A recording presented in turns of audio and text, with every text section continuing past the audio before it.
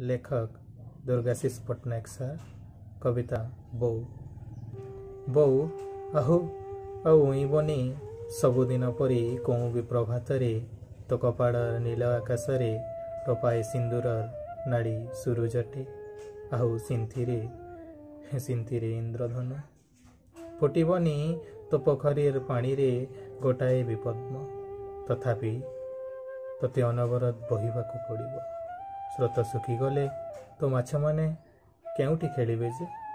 जड़ भौरी रे लुचकाली चोर की पुलिस नदी की पहाड़ तो देहर बहिरे आउ सबुदिन परी लागिबनी बोऊ रंग बेरंगर शाढ़ीर नुआ नुआ मलाट लिभिजीव